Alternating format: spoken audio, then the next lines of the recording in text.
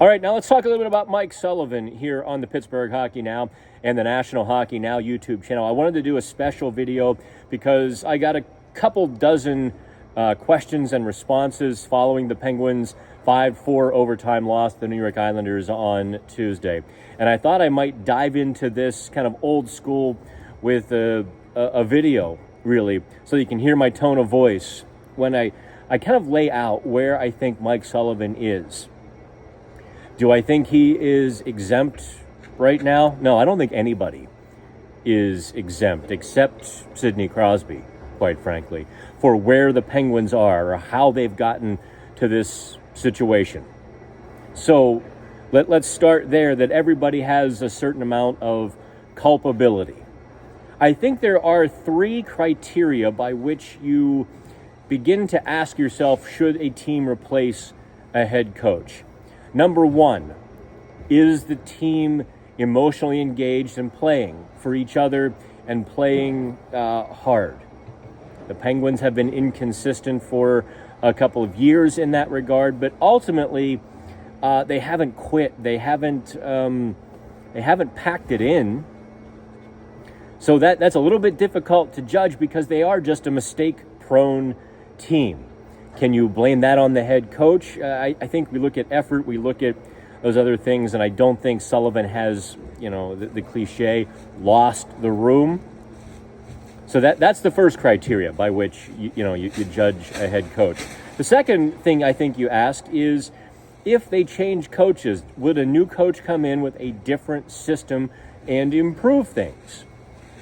Now, this is where I think a lot of Penguins fans get tripped up, because I think of perceptions. I think of maybe not paying close attention. I think maybe watching too much football, assuming that the coach has this rigid system and all 32 teams have very different systems and a new coach is going to come in with a different defense and all of that. And the reality is hockey is not quite that way. Very few coaches have hugely distinguishable systems. I talked actually with Matthew Phillips on Tuesday morning about the differences between the Penguins system and the Capitals system. I mean, there's a few things, yes. But will a new coach come in and change a bunch of things to help the Penguins and resurrect them? No, I mean, it is categorically untrue that Mike Sullivan has not made changes this season. He's made significant changes to the Penguins' system, the style of play, where they're trying to get offense. He's made probably a dozen changes, significant changes to the power play, from where it's run, the players through whom it's run, what parts of the ice, they choose to funnel, the breakouts, the zone setups, the personnel.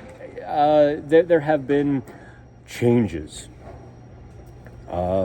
Ultimately, things do rest on the players, and I think I've said a few times, the Penguins have a bad mix of players right now. That doesn't fall on a coach. It doesn't even really fall on the players, although they have to do what they can to mitigate those things. You need a few guys to really step to different roles. You need a few guys to really clean up their game. Do what they have to do, whether it's like Ryan Graves simplifying and clearing the front of the net, even though that might not be his ideal preference. You need Erik Karlsson, I think, to play more selfish. I think you need Erik Karlsson to start just taking the puck and going. Play San Jose Sharks hockey. That's kind of my reading on that.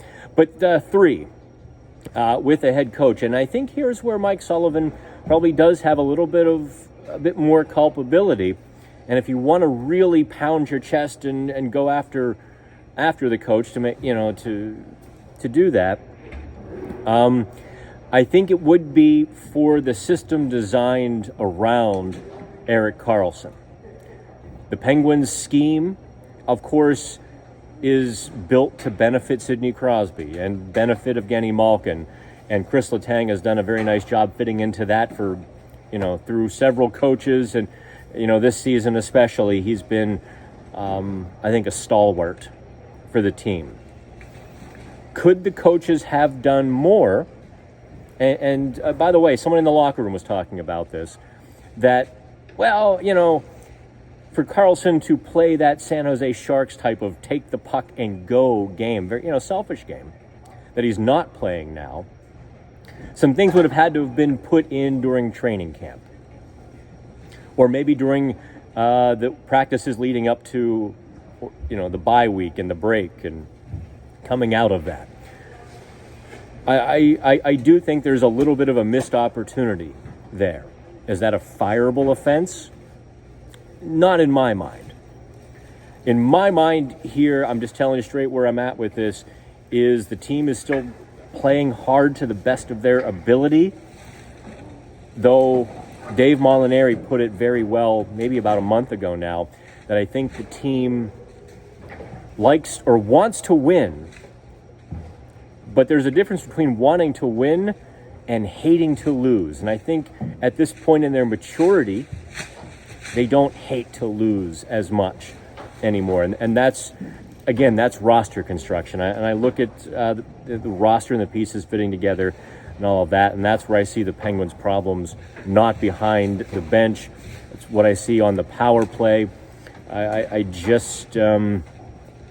think fixes and changes will come from Kyle Dubas, not Mike Sullivan. There's really nothing more Mike Sullivan can do. So they're cleaning up behind me. It is pretty late here at the arena. It's almost 1 a.m. as I do this, just in case you ever thought that I slack off. All right, so that's my Mike Sullivan TED Talk. You can like and comment, and we'll argue, and we'll go through this probably for the next couple of months. I'm Dan Kingerski on the National Hockey Now and the Pittsburgh Hockey Now YouTube channel.